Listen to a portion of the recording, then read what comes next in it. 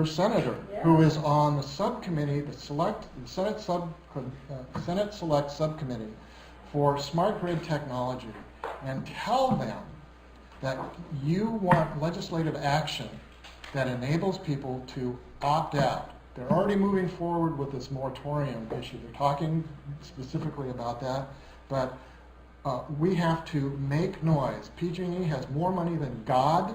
What we've got is our feet and our voices, and we need to use them to keep the light on the CPUC so that things don't get done in the back room. As a political economist, we study a phenomenon that is called regulatory capture, and it is exactly what you think it is. However nice those people may be, regulatory agencies become the captive of the industries they're intended to regulate, and the only way that they stay honest and actually do the people's work is if you make noise and threaten trouble. So please do so, kind of like voting in Chicago, do it early and often. If there's enough noise and enough trouble, they'll do something. Thanks. I mean, let me just get a show of hands. Does anybody here not understand that low-level, as they're calling it, or high-level radio frequency radiation, non-ionizing radiation, do you need me to explain that this is dangerous? How many people already are convinced that these technologies are dangerous? Yeah. Okay, so a few of you are not there. I'm convinced, but I don't understand it. Okay. First of all, one of the reasons that you don't understand it is because the way these toxic substances, and this is a toxic, the way these toxins are introduced into our environment, and we could, there's fluoride in the water, for God's sakes. Do you know how toxic fluoride is? Do you really know? It's a complete poison, right? So how does that happen? How do we end up with all these toxins? And now they're going to put more layers, more toxins. The way it happens is that there are these industry experts. We were going to go up against one of the worst ones at a forum in Sonoma County, and an hour before, I guess we're very formidable, an hour before the forum started, they pulled the experts, which is amazing, because we geared up for this, really. But these are people who manipulate the data and then regurgitate the data in a way, and literally throw it up in a completely, it's beyond a lack of integrity. It's just, these are people who are paid by the industry, and there are industry groups. So when you hear any piece of information from the WHO or any of these large groups, they're getting their information from industry experts that are paid by the industry to destroy credible research. The woman that we were going to go up against destroyed all of the credibility of the research on leukemia and power lines for children. And everybody knows that, okay.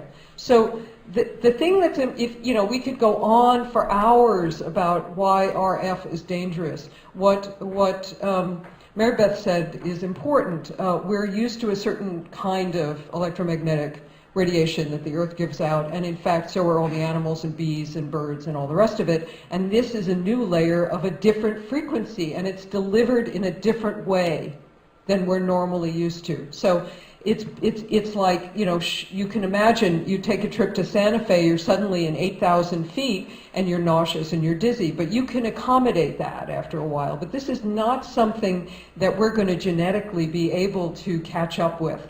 And when you look at the research, the problem is that, like everything else, we don't know exactly what the mechanisms are that causes DNA breaks, but we now know from repeated studies that it causes DNA breakage, which is the fast track to cancer. Do we know exactly what the mechanism is? Well, no, we don't, but we don't know any of the mechanisms for any of the cancers for sure. We don't. Nobody does, and nobody cares, because it's an industry. So there's DNA breakages, there's no amount of this radiation that's safe.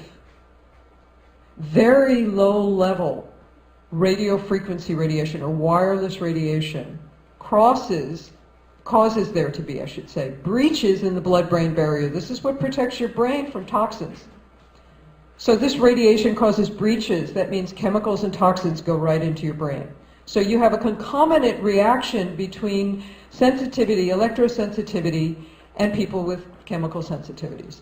So this is horrible for people with environmental sensitivity. So now we started with maybe 20% of the population, and it got to 30% electrosensitives. All of a sudden, all these people. Now, in this room that I went to with the people from Sebastopol, there were 300 people in the room. Almost every single person in the room was electrosensitive. They got up and described exactly the same symptoms. The dizziness, the nausea, the face flushing, the skin reactions, the depression, insomnia. I mean, it goes on. Incidentally, the sperm count and fertility rates are dropping like a rock. So here comes this new mesh network where houses are going to be antennas. They're talking about putting other things on this same system. Now, there is nothing in the bill that mandates the use of this technology that says anything about wireless.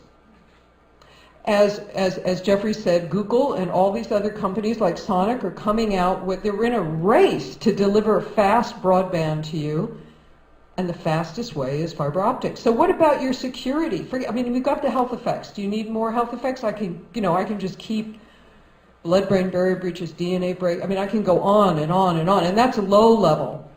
We're now talking about lots of it. We're talking about walls of meters on the side of an apartment complex and a baby sleeping on the other side. What do you think this does to a developing baby's brain? Children have horrible reactions to wireless. I mean, if you've got a wireless router in your house, really, think again. We can't predict how much traffic is going to be on this network. The way that it's delivered is part of the reason people are reacting. It's kind of pulse modulated. It's all kinds of things. And they're rolling this stuff out with no concern for people's privacy.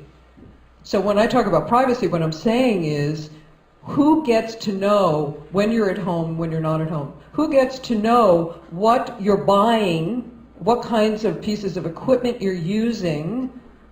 You know, I mean, there's all kinds of privacy issues here, and nobody has said anything about how that's going to be protected.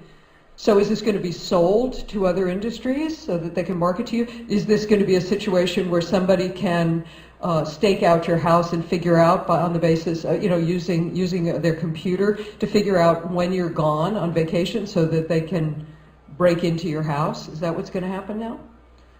Does this mean now, because this is wireless and there's no way to secure wireless, it's completely insecure. IT architects are completely freaked out about this system because it means that anybody can hack into the system, anybody can drop the grid. There's no security protocols for this, and people who are really paying attention know this for certain.